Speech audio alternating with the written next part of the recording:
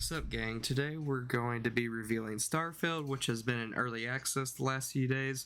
I've played it for about 30 hours this weekend, as I did buy it. I did pre-order it.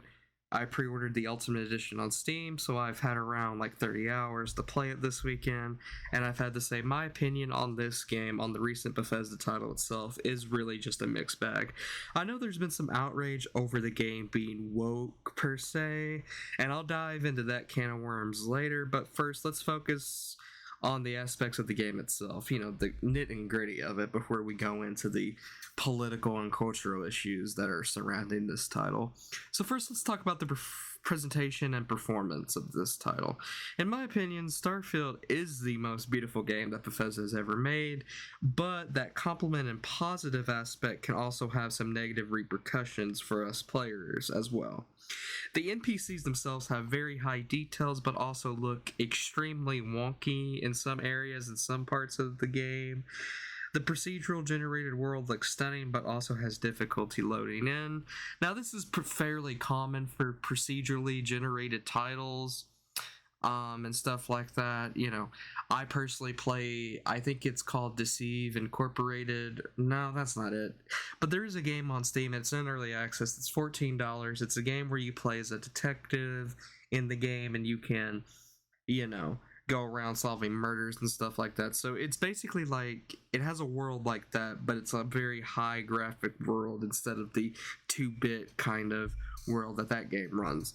And they both have their issues, but procedural generated is like a very new phenomenon, and it's also really stepping up. But this is like the first really big AAA game that I've seen that's used procedurally generated worlds. So of course it's going to have its issues, but that's kind of just with the whole thing being new and really learning on. This game is also, in my opinion, a really great function for benchmark testing your PC and how it will perform, as it is a very high-end thing. Personally, my PC is a pretty high-end PC, and I was struggling to run Starfield at some points. So, like, after the first mining mission, I was meeting the trader on the platform, right? And, of course, the raiders follow him, and this is when you get your first ship. So, the raiders were fighting, and my game kept freezing. My character would freeze, I would shoot, and the sound would just kill out and shit like that, and my character would freeze and I wouldn't know what was happening and stuff like that. So obviously there are some issues, but this is a Bethesda title, so there's nothing new with bugs in the game. But I do expect these basic issues to pretty much be ironed out with the day one patch. I mean, this isn't like a Fallout 76 or 2077 type release, but keep in mind it does have its issues. Now, I'm going to talk about the story for a minute. Now, before you click off, this is a spoiler-free review, and obviously I'm not going to spoil the game, but I'll just give you the nit and gritty of it. So basically, you start out mining, and then you find this artifact, and your player passes out. Then you create your player. And obviously, you're supposed to set out across the galaxy to figure out what this mysterious object is, right? So, you go around, you meet new people, you encounter a lot of factions, and you can join a lot of these factions, like Skyrim, pretty much. So, like, you can join, I know you can join I think it's the Navy or the military. You can join one form of the military. You can be a gangster, pretty much, and other stuff like that. But here's the problem. It's severely lacking in its RPG element. So it's basically like a surface level thing, kind of like Skyrim. So like you join it, you might become the leader, stuff like that. But then it's just like nothing beyond that. It's really superficial. And there'll probably be some mods that add on more detail to that and stuff like that. But other than that, the game is kind of lackluster. So moving on from story, now let's get into character creation. Now this has been kind of a very controversial part. The character creation selections, whenever you first do it, it really does look like something out of the Saints Row reboot. And you guys know what I'm meaning. Half the selections looked like fat SJW Twitter users. They had on the triple chin, looking like Peter Griffin's estranged sister. Shit like that. Like, it's honestly that horrible. Very little customization when compared to Skyrim and Fallout 4. Basically, you can either look like Soy Boy number 1 or Christian, or like I said, some SJW Twitter user who never got asked to prom, pretty much. Personally, in my opinion, if you do choose male, add facial hair to look more masculine. That's what I did with my guy, and he looked a lot different. I expect the modding community will do Bethesda's job yet again and have a character customization mod and characters presence available within the first few days. I personally can't wait to play Rick Grimes in space. Like, I played as Rick Grimes in Fallout 4 in one of my playthroughs, and I also played him in Skyrim a little bit, but, you know, of course, my whole Skyrim game is fucked from mods, so, you know.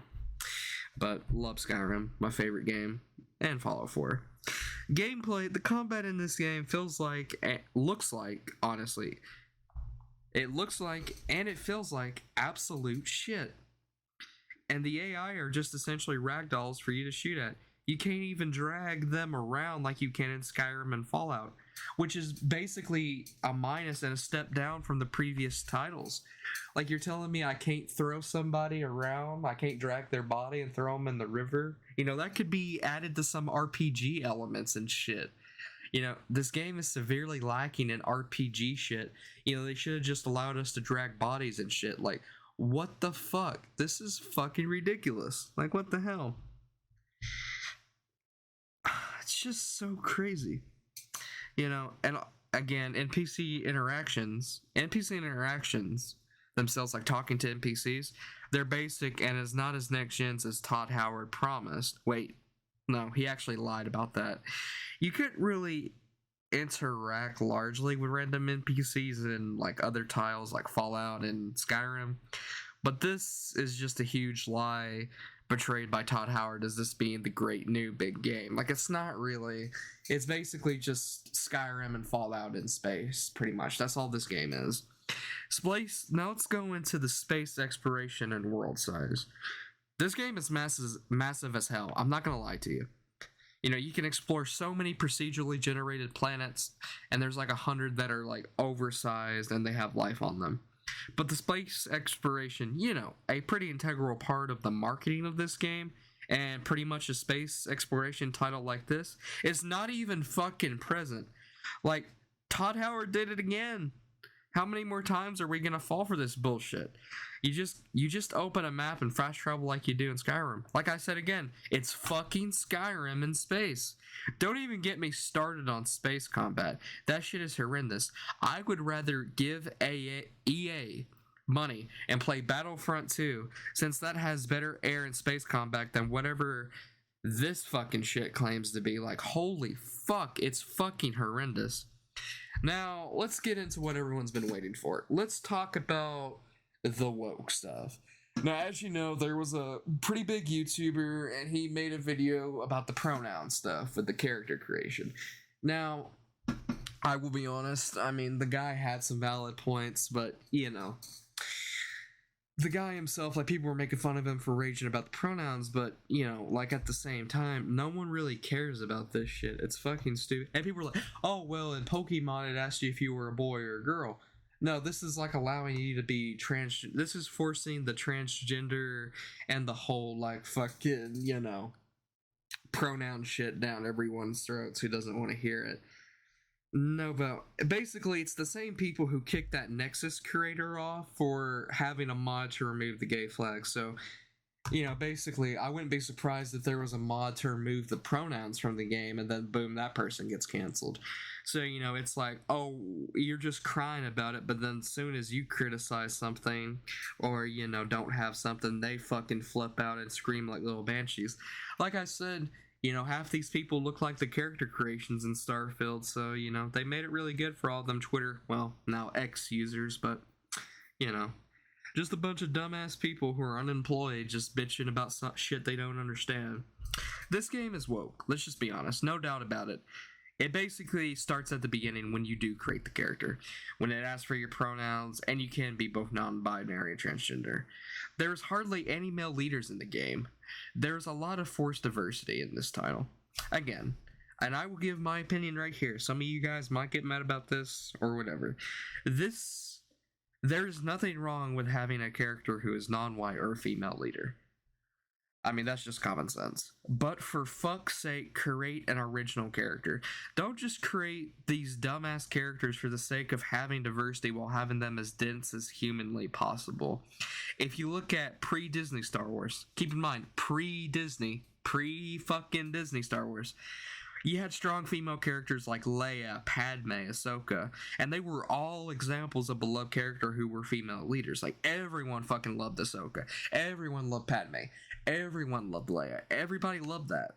On the flip coin, you had non-white characters like Mace Windu and Nick Fury and Black Panther and the guy in Equalizer. Like, everyone loved those characters as well, you know?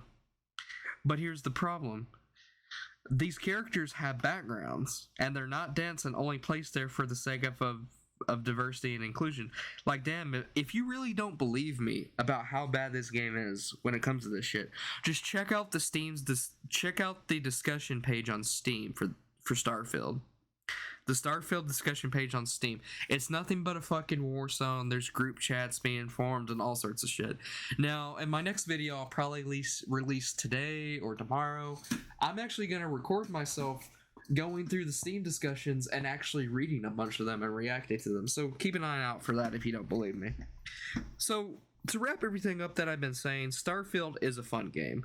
While it does take a while to get started, it does contain a lot of fun references to other works, such as Oblivion, with your worshipper trait, you know, the guy saying, "Oh, it's the great big hero," you know, that fucking guy. Yeah, he's back in this game, so you can choose him as a trait or not if you want. The wokeness is present in the game, but if you're okay with dealing with it, then it won't be much of a problem besides dense characters and, like, you know, if you want to design your character to just be masculine, just put the he, him pronouns, like, you know, and then you can just ignore it. Overall, if you enjoy Star Wars and are looking for, like, a space sorry, I can't fucking talk. Overall, if you enjoy Star Wars and are looking for space exploration and a space battle type game, then this isn't for you. Go play No Man's Sky instead. And that's not an insult towards No Man's Sky. No Man's Sky has the space exploration and the fucking space battles that this game claims to have, while Starfield has more of the story that No Man's Sky claims to have. If you want a game you can play around 20 to 30 hours or more and can wait to use mods to add more replayability, then this is your title. In my opinion, this game isn't really like Skyrim or Fallout where you could just replay it over and over again and take different paths. Now, this is like a more play once and finish later. Kind of like Gotham Knights for me. Like, when I played Gotham Knights and beat it, I haven't really even touched it. I played it for like 15 hours, beat it, played it as Red Hood, then it was over. You know, this is basically another Gotham Knights pretty much. But overall, on a scale of 1 to 10, I'd give this game a 7 out of 10. Like, it's a very beautiful game. It's very beautiful. The story is pretty good. You know, it's very massive. There's a lot of stuff to do. And the only reason why it's not like a 5 out of 10 or nothing is I know the mods, like the modding potential is huge. So this is a 7 out of 10, but it will stay at a 7 out of 10. It's only because the other work from the community members to make this game more enjoyable will add replayability and like whole other like DLC type stuff. So that's the only reason why it's getting a 7 out of 10 is because of the modding capabilities.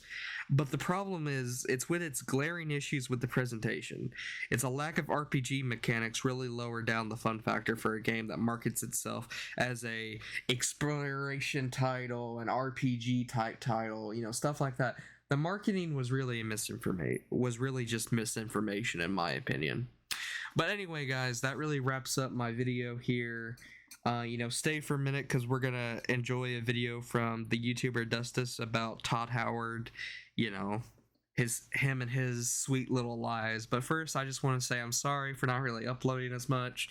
You know, I've been in school a lot and it's been hard to really just focus on uploading, but I promise to start getting back on the commentary train and really just giving my opinion.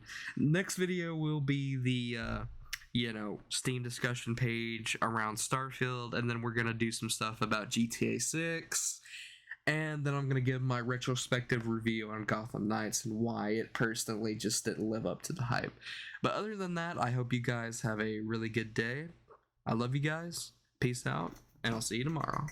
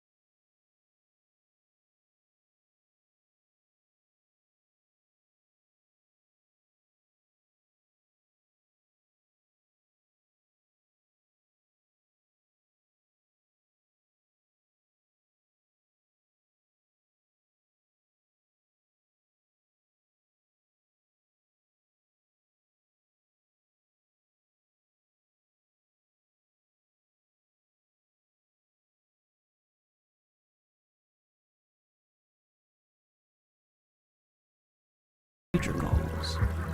We have a responsibility to do this game right. Our artists have painstakingly modeled over 9,000